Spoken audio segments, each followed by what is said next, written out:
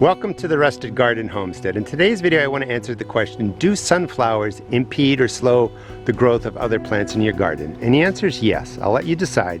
I want to start on this side. I'm going to show you two examples. The sunflower here seeded itself over the winter, nature did it, and it was much larger and established when I got these tomato plants in, because it actually started growing sometime in April, really early.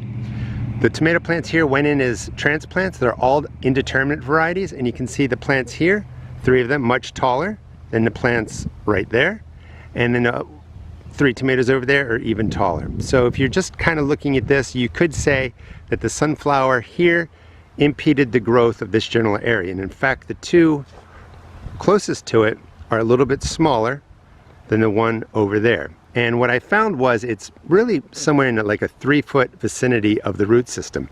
Now the key is that this sunflower was older. These went in after it was kind of established, and they are doing okay. Now we're going to walk down to where a sunflower was just really getting growing, and I planted tomatoes around it, and you can see how beautiful it is. Flowers are vibrant, still alive, tons of bees, if you can see them, and pollinators on them. And we come right down into this space. This is an indeterminate variety within a foot of the sunflower, and this is all that it has grown. Went in the same time, indeterminate type, as the one right there, as the cherry variety right here, and it's only maybe a foot tall. So sunflowers do impact at least the growth of tomato plants, so you want to be cautious when you're putting in sunflowers around your tomato plants, and it probably impacts other plants, but obviously this experiment was just focusing really on tomato plants, and I just decided to leave this here because a lot of people were asking questions, you know, do sunflowers impact how plants grow?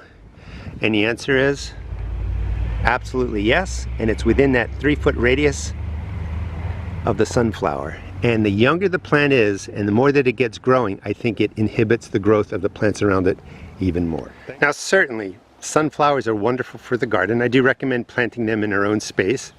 This is a cherry tomato that was growing well before I put in this wave of sunflowers. So you can get your plants in first. This tomato plant's doing pretty well. It's about 2 feet away from the sunflowers. Could impact the growth a little bit. But you don't want to have the sunflowers and the transplants going into the space at the same time, because the sunflowers will really impact the growth of tomato plants, like I was mentioning. Definitely grow them something like this. They'll do really, really well in your garden, and they won't inhibit the growth of other plants. I just put another group in here. I'm going to let these grow to size, go through the cattle panel. The kale was put in way back in April. These were just put in maybe 3 weeks, 4 weeks ago, if that. So timing does make a difference. Thanks so much for watching. Please check out my seed shop at therustedgarden.com, and just be cautious. When you're planting tomato plants around a developing sunflower, it can really impede its growth and development, especially if you're within that 3-foot radius. Thanks so much for watching.